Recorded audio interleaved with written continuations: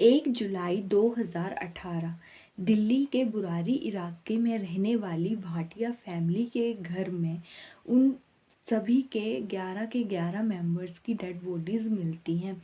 तो आज हम इस केस में इसी चीज़ के बारे में बात करेंगे कि आखिर इस फैमिली में ऐसा चल क्या रहा था और ऐसा क्या हुआ कि वो 11 के 11 फैमिली मेंबर्स एक साथ उनकी मौत हो जाती है। तो ये जो भाटिया फैमिली थी वो दिल्ली में पिछले 20 सालों से रह रहे थे। इससे पहले ये लोग हरियाणा में रहते थे, वहाँ से ये दिल्ली के बुरारी नगर में शिफ्ट हुए थे। इनकी यहाँ पे अपनी ग्रोसरी की शॉप भी थी जहाँ पे डेली का सामान मिलता था और ये फैमिली में 11 मेंबर थे और ये अपने पड़ोसियों के साथ भी काफ़ी अच्छे से रहते थे। तो इन 11 मेंबर्स में सबसे बड़ा फैमिली का जो मेंबर था वो थी नारायणी देवी जी, जिन्हें इनके पड़ोसी अम्मा कहकर भी बुलाते थे। और नारायणी देवी जी के जो पति थे उनकी डेथ हो चुकी थी 2007 में। और नारायणी देवी के 3 बच्चे थे। सबसे बड़ी बेटी थी प्रतिभा, और उसके बाद भुवनेश और उसके बाद ललित। जो प्रतिभा थी वो भी इनके साथ ही रहती थी और उसकी एक बेटी थी। उसके बाद हम बात करते हैं भुवनेश की। जो भुवनेश था उसकी पत्नी का नाम सविता था और इन दोनों के 3 बच्चे थे। अब हम घर के सबसे छोटे बेटे की बात कर लेते हैं। उसका नाम था ललित और ललित की पत्नी का नाम था टीना और इन दोनों का एक बच्चा। मतलब कि इनकी फैमिली काफ़ी अच्छी थी, जैसे कि नॉर्मल फैमिली होती है। इनका अपने पड़ोसियों के साथ काफ़ी अच्छा बिहेवियर था और इनके बच्चे भी पढ़ाई में बहुत ज़्यादा अच्छे थे। सबके साथ बातचीत करना जैसे नॉर्मल फैमिलीज़ में चल रहा था सब कुछ, वैसे ही इनकी फैमिली भी काफ़ी अच्छी चल रही थी। अच्छे से एक दूसरे के साथ मिलजुल कर रहते थे। लेकिन एक दिन 1 जुलाई 2018 का दिन आता है। 1 जुलाई 2018 की सुबह को जब भाटिया फैमिली के जो नेबर थे वो मॉर्निंग वॉक के लिए जाते थे, तो उनके साथ ललित भी जाया करता था, लेकिन वो उस दिन मॉर्निंग वॉक के लिए नहीं जाता है। तो उनके पड़ोसी सोचते हैं शायद उसकी तबीयत खराब होगी इसीलिए नहीं आया है। लेकिन जब उनके पड़ोसी मॉर्निंग वॉक से वापस आते हैं तो वो देखते हैं कि आज उनकी शॉप भी बंद है। तो उन्हें थोड़ी मतलब वो टेंशन होती है कि कहीं वो बीमार तो नहीं, क्योंकि उनकी शॉप तो कभी भी बंद नहीं होती है। तो वो सोचते हैं कि मैं उनके घर जाके चेक करता हूँ कि वो ठीक हैं या कुछ प्रॉब्लम तो नहीं है। तो उनके जो पड़ोसी थे वो उनके घर जाते हैं। जैसे ही वो उनके घर पे पहुँचते तो वो देखते हैं कि जो घर का मेन गेट था वो थोड़ा आधा सा मतलब खुला होता है। वो गेट खोलते हैं और जैसे ही वो अंदर देखते हैं तो मतलब ये चीज़ देखकर कोई भी आम इंसान घबरा जाएगा। तो वो देखते हैं कि मतलब सभी लोगों की वहाँ पे डेड बॉडीज़ हैं और वो जल्दी से भागते हुए बाहर आते हैं और बाकी पड़ोसियों को बताते हैं। फिर पुलिस को जल्दी से जल्दी फ़ोन करते हैं।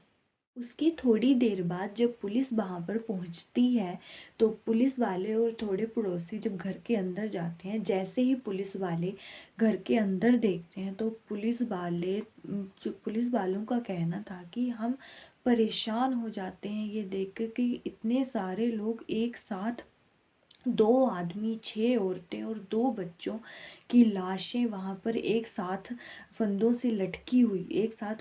के लटकी हुई थी।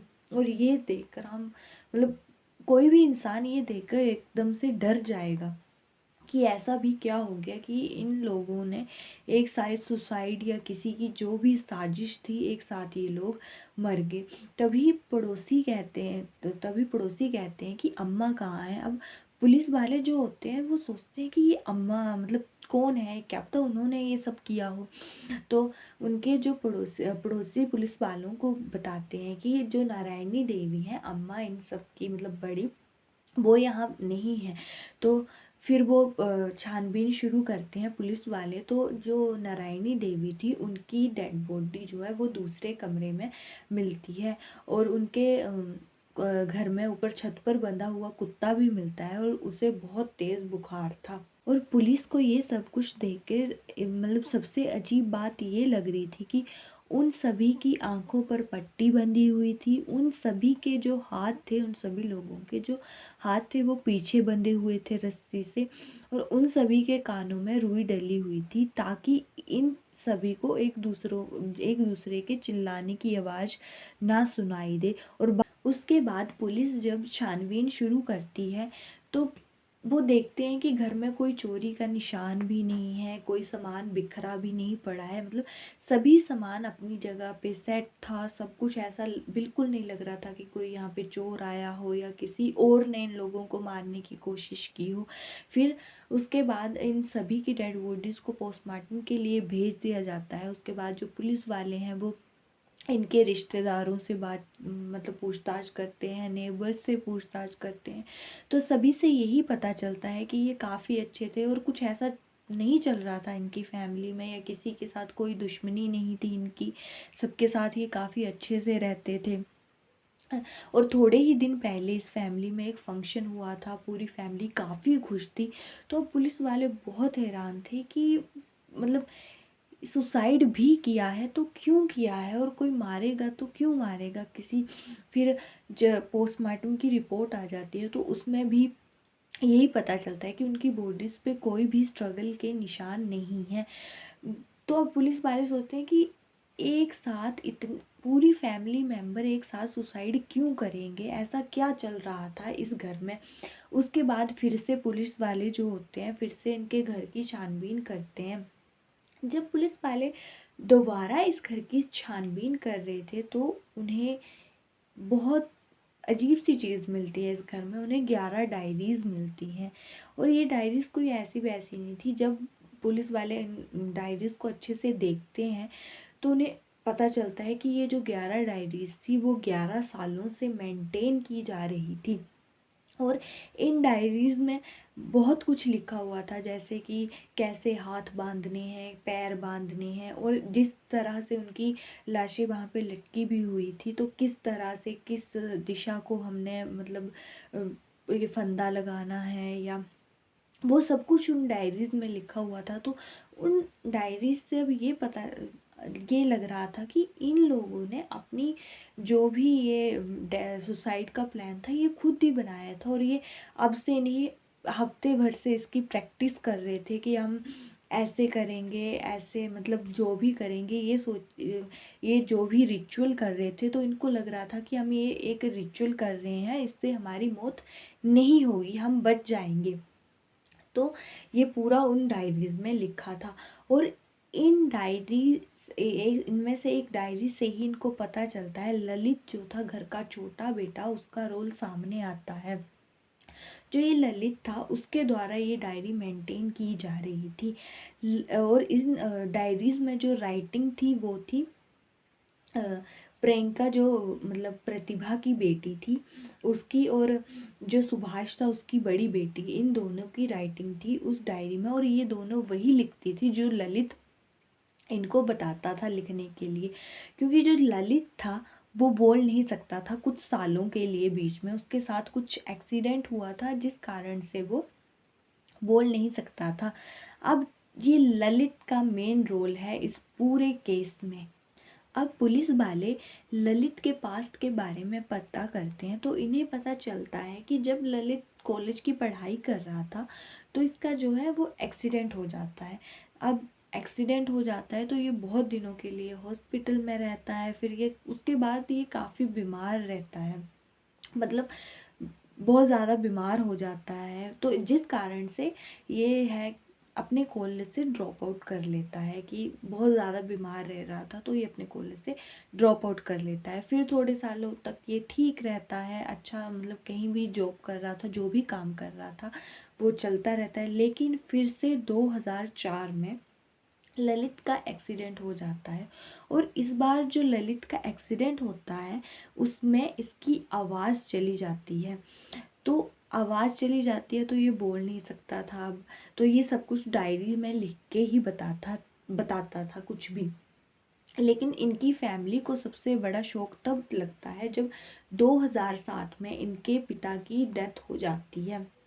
इनके पिता की डेथ हो जाती है तो उसके बाद ये पूरी मतलब जो भी होती है वो करते हैं, और उसके बाद इनके पिता की आत्मा की शांति के लिए ये पाठ करवाते हैं। तो उस पाठ, जो पूजा करवाई जाती है, ये जो भी पाठ, उसमें अचानक से ललित बोलने लग पड़ता है। तो जब ललित बोलने लगता है तो वो सबको, पूरी फैमिली को ये बताता है कि मुझ में मतलब मुझे मेरे पिताजी दिखते हैं, और वो बोलते हैं कि ऐसा करो तो तुम लोगों के साथ अच्छा होगा। ये सब उसने डायरी में भी लिखा था, या बोल के बता रहा था। तो मतलब ऐसा होता है तो उसकी फैमिली जो मेंबर्स थे वो भी इस बात को सच मानने लगते हैं कि फैमिली सच में इसे पिता मतलब दिख रहे हों, और वो ये रिचुअल करने के लिए कह रहे हैं और हमें करने पड़ेंगे। तो इन जब भी वो कुछ ऐसा रिचुअल करते थे तो उनके साथ कुछ अच्छा होता।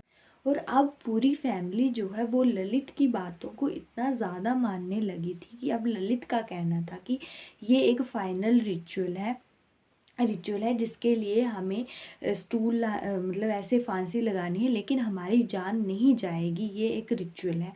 तो जिसके लिए ये सब लोग स्टूल खरीद के लाते हैं, रस्सी खरीद के लेके आते हैं, और इस चीज़ की ये हफ्ते भर से प्रैक्टिस कर रहे थे कि हम ऐसे स्टूल पे चढ़ेंगे, ऐसे हमारे हाथ पीछे बंधे होंगे, आँखों पे पट्टी होगी, उसके बाद ऐसे फांसी का फंदा हम लगाएंगे, और ऐसे मतलब जो भी ये रिचुअल होगा ऐसे होगा, लेकिन हमारी जान नहीं जाएगी। तो प्रैक्टिस कर रहे थे, लेकिन ये जो फांसी का फंदा है वो उसी दिन इन लोगों ने लगाया था। और तो अब ये मतलब ख्याल आता है ना कि जब फांसी का फंदा लगा होगा तो उनको दर्द तो हुआ होगा, तो वो चिल्लाए तो होंगे, तो एक दूसरे को चिल्लाने की आवाज़ भी नहीं सुनाई नहीं दी। तो क्या था कि इन लोगों ने अपने कानों में भी रुई लगा रखी थी कि मतलब कि ये रिचुअल जो है वो रुकना नहीं चाहिए, डिस्टर्बेंस नहीं होनी चाहिए। तो अब मतलब कानों में रुई लगा रखी थी, तो जिसके कारण इन्हें एक दूसरे की चिल्लाने की आवाज़ नहीं सुनाई देती है। तो अब सबसे परेशान और हैरान करने की बात ये थी कि इस फैमिली में मतलब बड़े ही लोग नहीं रहते थे, छोटे बच्चे भी थे और काफ़ी पढ़े लिखे बच्चे भी थे। और छोटे बच्चों से मेरा मतलब है कि जो अभी स्कूल में पढ़ते थे वो भी थे।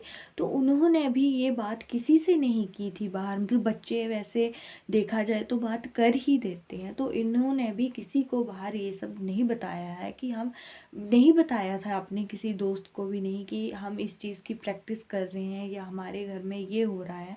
और ये सब लोग सोच रहे थे कि हम ये रिचुअल करेंगे और सुबह हम वापस फिर से जिंदा हो जाएंगे, और पूरी फैमिली ने मान भी लिया, मतलब, और सोचा कि ये रिचुअल ही तो है, इससे सब कुछ ठीक हो जाएगा।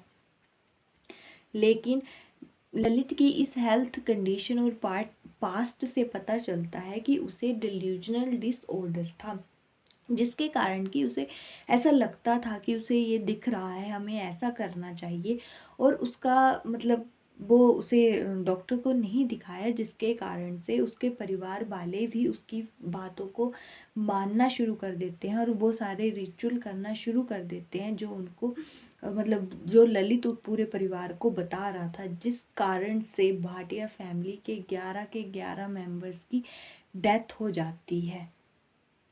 तो ये था आज का केस। आई होप आपको ये केस अच्छा लगा हो, जानकारी अच्छी लगी हो, और आपको अगर ऐसे केसेस के बारे में जानना अच्छा लगता है तो मेरे चैनल को सब्सक्राइब करें और वीडियो को लाइक करें। Thank you.